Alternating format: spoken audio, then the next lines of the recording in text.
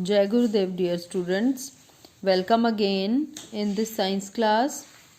Students, you know that we have already completed lesson number 11. That was circulation of blood or transportation and excretion. Okay.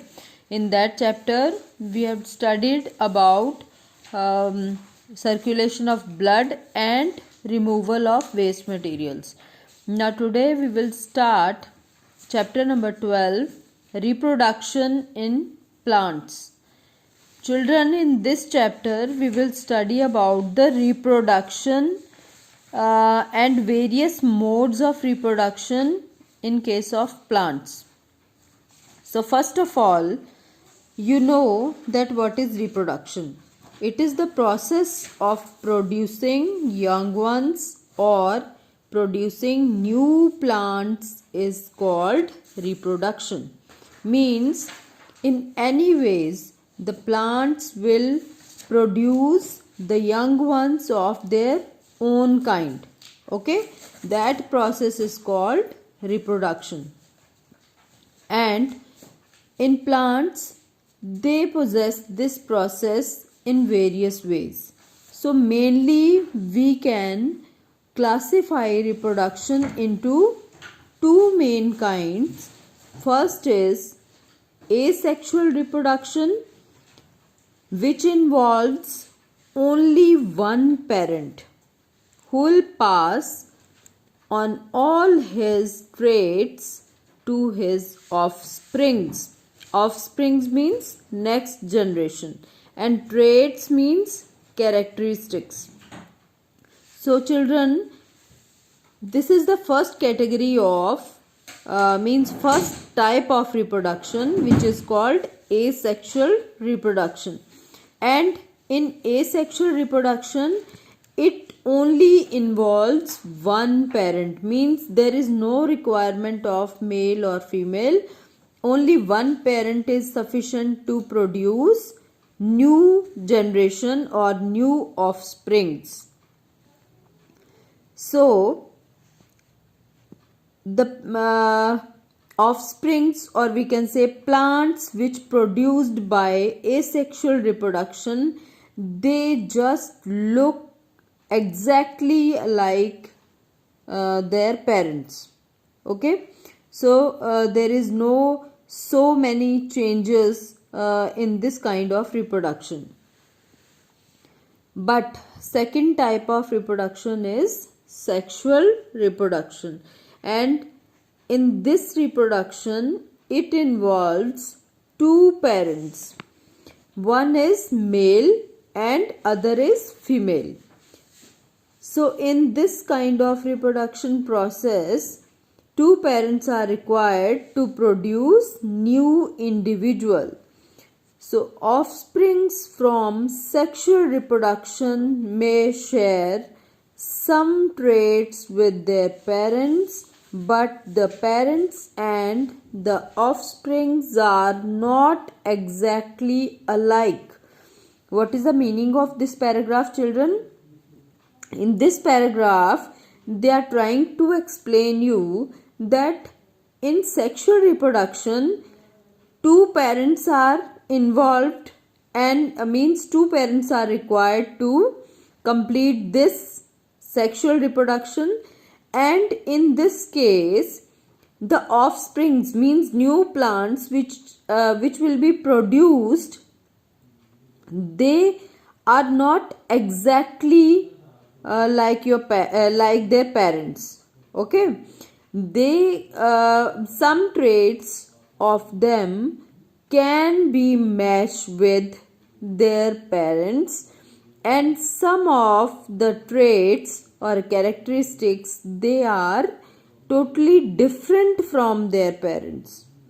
So we can say that there is an evolution or production of new kind of characteristics during sexual reproduction. Okay, so children, because of sexual reproduction variations can be developed or variations can be there and because of variations, evolution occurs. So this kind of reproduction is more beneficial if we can see according to the point of view of science.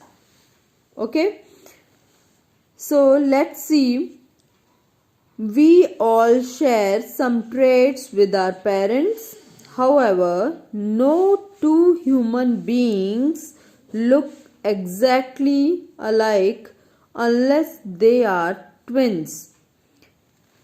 In contrast, some plants, bacteria, yeasts, and animals look identical to their parents because they are born of asexual reproduction.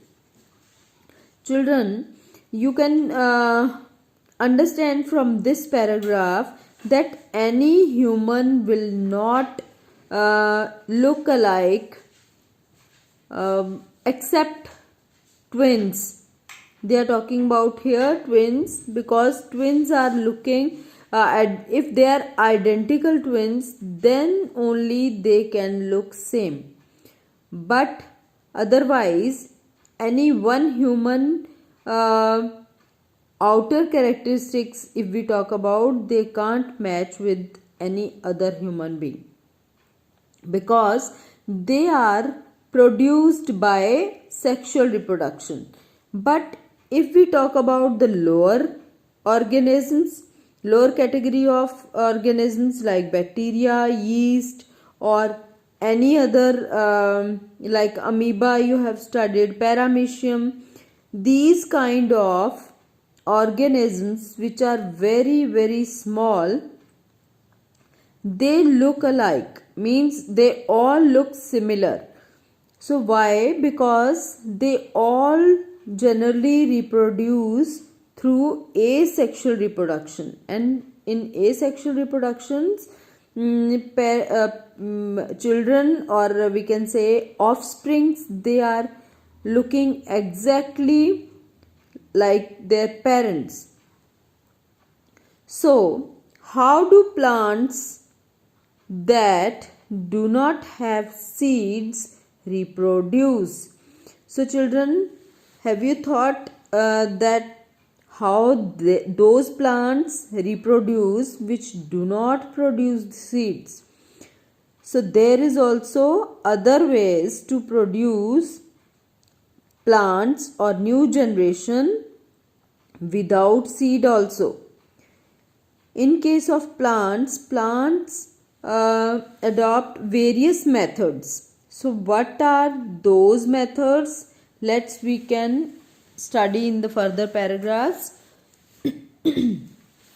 First is, here they have given asexual reproduction. In asexual reproduction, I have already told you that there is no involvement of two parents, only one plant or only one kind of individual is sufficient to produce new plants. So under this sexual reproduction, there are so many kind of reproduction processes which are the subtypes of asexual reproduction. So first one is fragmentation. What is fragmentation? Fragment, you know, fragment means a part of anything. So fragmentation is a form of reproduction in which an organism breaks down in small pieces or fragments. Each of these fragments can develop into fully grown organisms. For example, Spirogyra, the green alga that floats on ponds, reproduces through fragmentation. It breaks into two or more fragments, and then each fragment grows into new Spirogyra. Children, what is fragmentation? It is a very simplest process. You can see here, this is a one filament of Spirogyra. This is a kind of algae, and you know that algae is a green in color, and this algae is called Spirogyra. And in this case, this one filament is there, means it is composed of so many such kind of filaments, but here they have shown one filament, and when it start reproducing, it breaks up into smaller parts that are called fragments, just like this. Here they are broken into two parts, but generally it breaks up into many parts and many fragments, and each fragment again grows into a new individual of Spirogyra. So in this way, Spirogyra multiplies, or we can say reproduces through asexual reproduction, because fragmentation is also a kind of reproduction process of asexual type.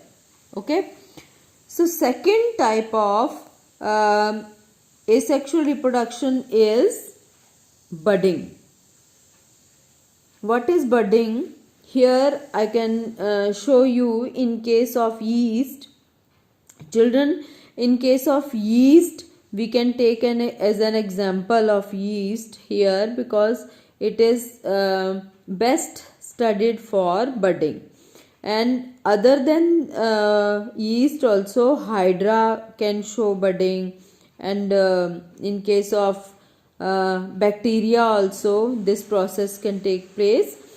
And what will happen, this is the single cell of yeast, and slowly it grows, and this kind of outgrowth comes out from a single cell, and cell content slowly moves into this bud. So when it matures enough, it will produce a single bud. After the production of single bud, many buds can be produced from a single cell of yeast. Okay, so in this way budding process can take place, and these all the buds, it can be produced here, it can be produced from anywhere of this single cell, and each bud will detach or separate from the parent cell and develop into a new organism. So children, this is also one of the process, means how a single cell can produce many cells by the process of budding. Okay, so this is the second process of asexual reproduction. So after this, third process of asexual reproduction is third kind of asexual reproduction is spore formation. So children, in case of spore formation, this is generally present in case of mosses and ferns. These are the plants, means primitive kind of plants, which are generally found in the shady areas. Okay, means near the water bodies or any kind of shady areas where there is a availability of water as well as shade. So in these plants, what will happen, such kind of structures can be produced, means this is a sporangiophore, this is called sporangiophore, and this is sporangium. Okay, and in this sporangium has many spores inside it, and as it matures it will burst open, means its outermost wall open, and it will produce many spores inside it. So this kind of spore formation takes place in case of fungus. You know that fungus, how it grows in rainy season very fast. In this way it can spread from from a single place to many places in this way. Okay, these spores are very light in weight, and with the help of air they can easily spread from one place to another. So in case of fungus also they reproduce through spores, but mosses and ferns, I have told you that mosses and ferns are also a kind of plants which reproduce through these spores, but its process is just means similar to the fungus. You can see here, this is a very common kind of fern plant. You can see it is generally grown as a wild plant, or many places you can see this plant. It can grow easily in the shady places where there is availability of water, or under some trees it can grow easily. And when you see lower part of these leaves, means on the lower parts of these leaves these kind of sporangia are present. Here, just like you have seen here, it is sporangium. One is called sporangium, and if many are there, like here there are many, these dotted structures are called sporangia, because sporangia is a plural word. So these sporangia has many small spores present on them, and when these sporangia matures and they burst open, they can produce a number of spores which shed on the soil, and they can produce many new these ferns. Okay, fern plants. Children, these are the plants you can see you're all around in your environment. And if you can see here on the lower part of leaves such kind of structures, you can easily understand that these are the fern leaves. Okay, means they can reproduce with the help of their leaves. They don't have seeds, they reproduce through their leaves, because these sporangias are present on their leaves. Okay, so children, this is a kind of spore formation, and spores can spread from one place to another place with the help of water or with the help of air, and they can easily grow from one place to many other places. So this is the third kind of asexual reproduction, which is spore formation. And after that, next is vegetative propagation. Means here from this word you can understand that vegetative means other than seed, if any other part of the plant take part in the reproduction, or we can say if any other part of the plant other than seeds or flower, it will take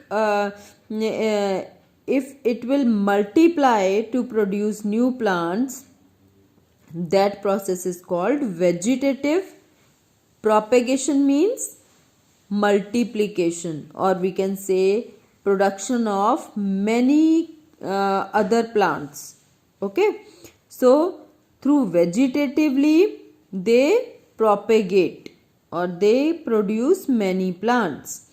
So under vegetative propagation, because it is also a kind of reproduction, and under this we will study about the different parts, means some of the plants they reproduce through their uh, roots, some of the plants they reproduce through their stem, some of them they reproduce through their leaves. So under these we will study about the different parts. So first of all, tuberous roots.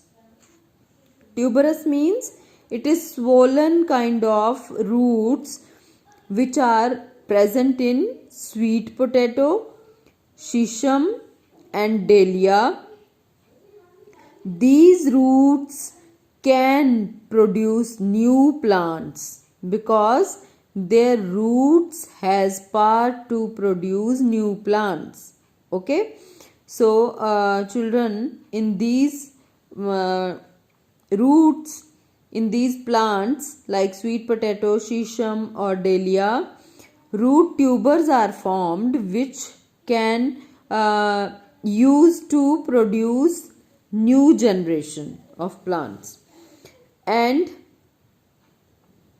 plants also have buds in the leaves axil, where the leaf is attached at the node, means axillary position. You can see here, this is the axillary position, means when there is one branch comes out from any place, so this part is, one is stem and one branch comes out here. That angle you can see means position which is present between the stem and its branch. This position is called axillary position, axil. Okay, so if there is a leaf in place of this branch, this is called leaf axil. So about this they are talking about here, which can develop shoot for either flowers or leaves and branches. In trees like champa, a cut off branch with a node can develop new leaves and grow into a new plant under favorable conditions. Children, here they have given example of champa plant, means just like this also, money plant also, you can see that we can cut stem of that plant which is a climber, and you can cut that plant from the node part. Node part is that part from where leaves or branches comes out from the stem. Okay, so that part is called node.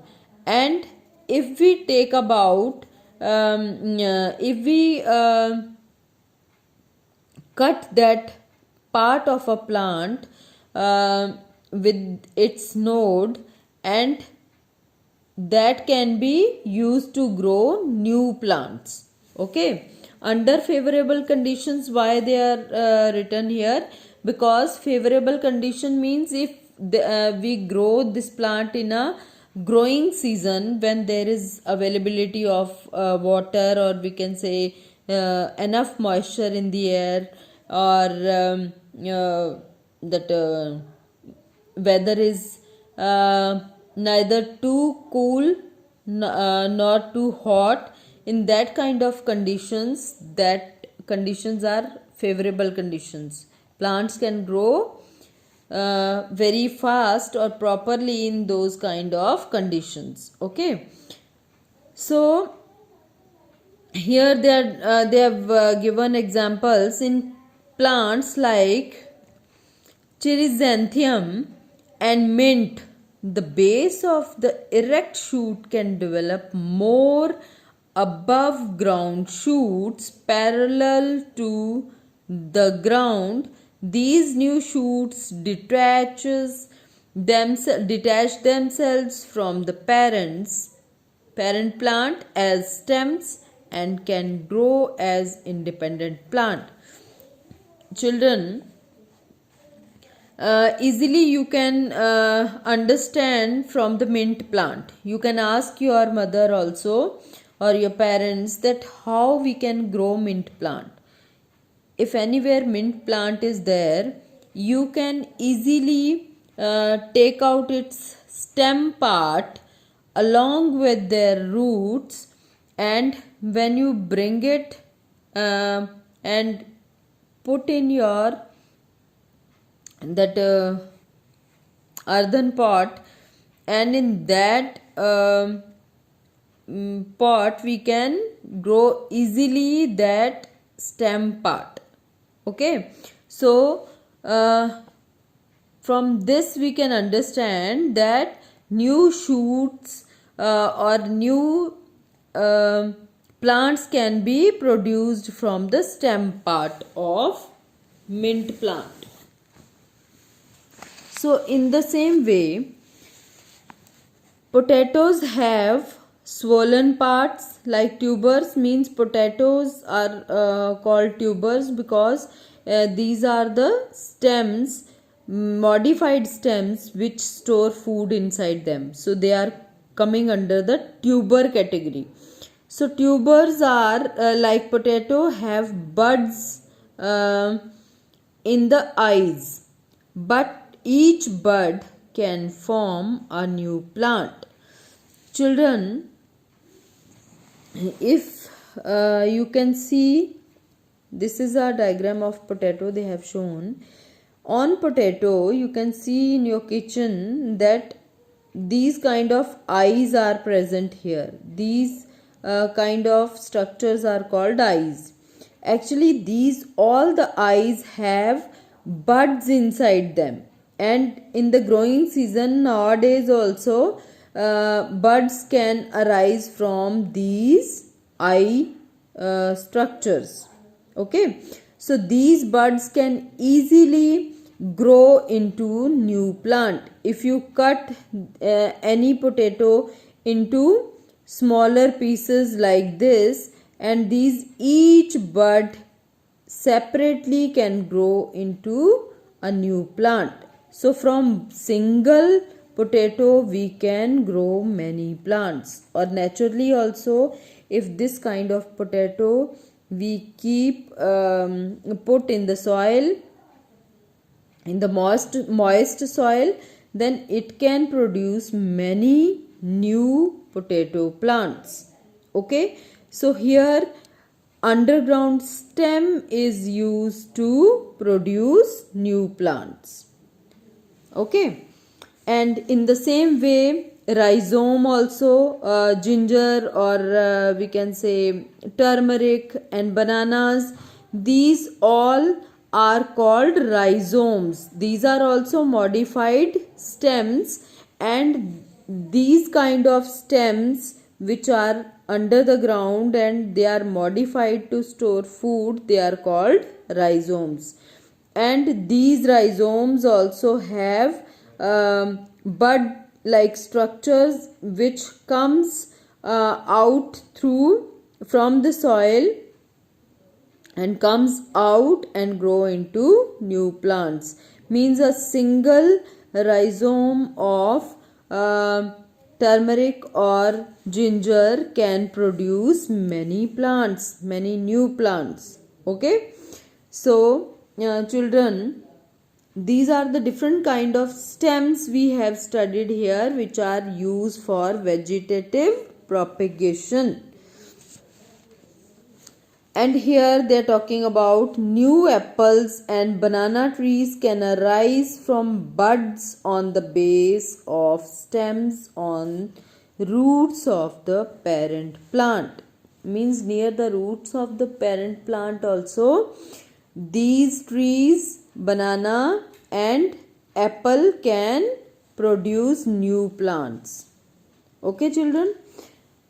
So next, in shallots, onions, lilies and tulips, the bulb, a short round part with fleshy scales of the plants, is able to grow a new plant. Children, if you see onion, here other examples also they have given, but onion is a common example which we can see at our home, that onion has bulb which is present inside the onion, means center of the onion. If you peel a full onion, at the center there is a bulb like structure which is present inside it, which is written here, a short rounded part with fleshy scales. Okay, so that bulb of onion is also able to produce new plant. Okay, children. So one more kind of example is given here, like bryophyllum, begonia.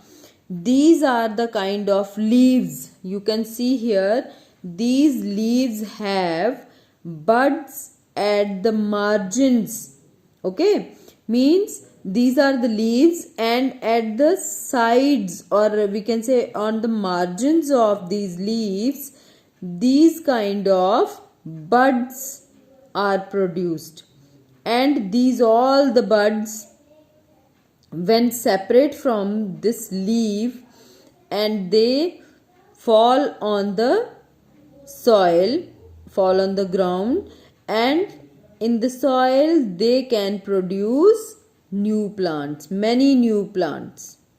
Okay, so this bryophyllum leaves or begonia leaves, they can reproduce through their leaves. So it is also a vegetative part of a plant. So children, we have seen here many kind of plants we have studied as an example, which can grow through the vegetative reproduction or vegetative propagation.